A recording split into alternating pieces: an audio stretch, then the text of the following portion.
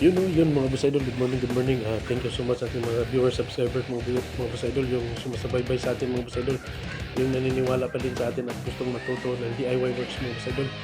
Thank you so much, and for this video mga boss idol, for this content, for this kaalaman mga boss idol, for this sharing mga boss idol, ituturo at share ko sa inyo ngayon mga boss idol, yung paggamot naman ng halak at sipon ng manok na hindi nawawala kahit ginamitan mo ng binilhan mo na ng gamot sa Pasifika o saan ka bumili sa mga patinda ng feeds mo boss idol at mamahaling mga gamot hindi tumatalab mga boss idol. Ito lang yung gawin nyo mga boss idol, share ko lang to, walang sikreto.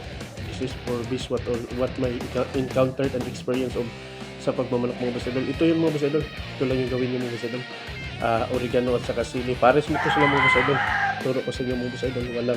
Walang intro na, diretso na ito mga boss idol para kita at malaman nyo na mga boss idol yung nagpo-problema at yung hindi pa nakapag-problema, hindi pa naka-encounter mga boss idol. Turo ko sa inyo mga boss idol, kaya yun, paniwala, panoorin nyo lang, tapusin nyo lang mga boss idol para malalaman at matutunan ninyo mga boss idol at mapakinabangan yung videos na ito mga boss idol, kasi napaka-mahalaga ito mga boss idol pag papunta o nagmamanok ka na hindi wala ka pa, zero knowledge ka pa, yung baguhan ka pa lang o matagal ka na sumanok at hindi mo to alam. Panoorin at tapusin mo to para to sa inyo lahat mga boss idol. This video is not for me, this is not for you, this is for the kids, the new generation kids at yung mga taong wala pang alam mga boss idol. Kaya tara, samahan niyo ako mga boss idol, let's go! Yun mga boss idol, tandaan nyo lang kung hindi nyo to alam, ito yung dahon ng oregano mga boss idol. Yan, focus natin. Yan, may amoy ito mga boss idol, mabango, pwede ito sa ubo ng tao, sipon ng bata. At ito yung sili mga boss idol. Yan. Ito ginawa ko mga boss idol, hinalo ko lang sa tubig tapos tingnan nyo mga boss idol. Yun mga boss idol, ito yung dahon, ito yung mga iba na mga boss idol. Yan, ito yung oregano at sili, ginanyan ko lang mga boss idol. Yan, tapos hinalo mo siya sa tubig mga boss idol. Tapos ito yung ilagay naman sa galon mga boss idol para tunan pa natin mga boss idol para maraming magawa tayo mga boss idol. Kayo na magtansya mga boss idol kung gaano karami yung tubig, kung gaano karami yung dahon ilalagay nyo. Basta tansya nyo lang mga boss idol na mapipil at ma-taste ng manok nyo mga boss idol at i-epekto at i-effect sa magiging epektibo sa kanila mga boss idol, lalo na yung tinamaan ng sipon. Pwede din uminom nito mga boss idol yung wala pang tama, para prohibited na mga boss idol, hindi na siya tatamaan kasi may gamot na yung katawan niya mga boss idol. Kaya yan, tapos sali natin sa dito mga boss idol yung galon. Kaya itong salang mga boss idol.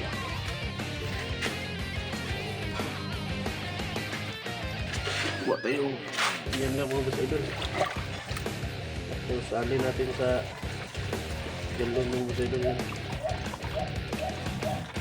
Kahit nasali, nadali, na halo yung dahon ng boss idol, pwede lang yan mga boss idol kasi sa inuman ng manok, hindi naman yan. Tubig lang naman, iniinom lang mga boss idol. Pwede mo din yan ibigay agad mga boss idol sa bibig ng manok o sisiw. Mas maganda itong boss idol kasi natitik to ng sisiw mga boss idol kasi tubig lang yung tinatamaan ng boss idol.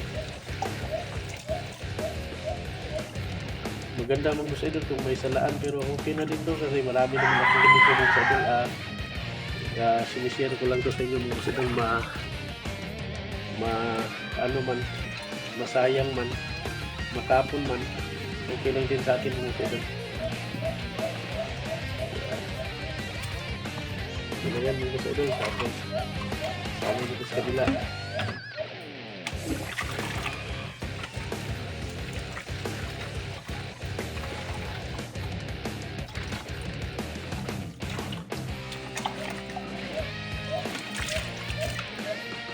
Okay lang, marami naman to dito mga boss idol. Sinukontent ko lang to sa ngayon mga boss idol, pero maganda kung hindi matapon mga boss idol. Nagmamadali tayo para naman to sa inyo, ma-share ko lang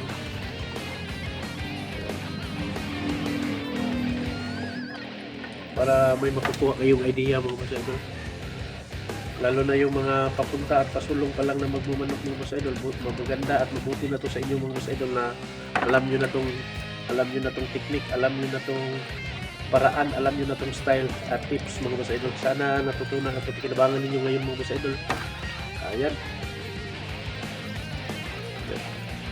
Marami pa din yan mga boss idol. Pwede po pa lagyan ng tubig yan. Kasi yung dahon yan, piso naman. Direct po na ito tayo mga boss idol. Direct. Yan. Yun yung ginawa natin mga boss idol. Tapos lagay natin sa manok natin.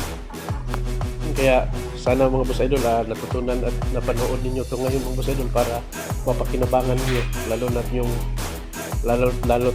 yung bago pa lang sa pagmamanok. Kaya hanggang dito na yung videos mga boss idol. Tara ako.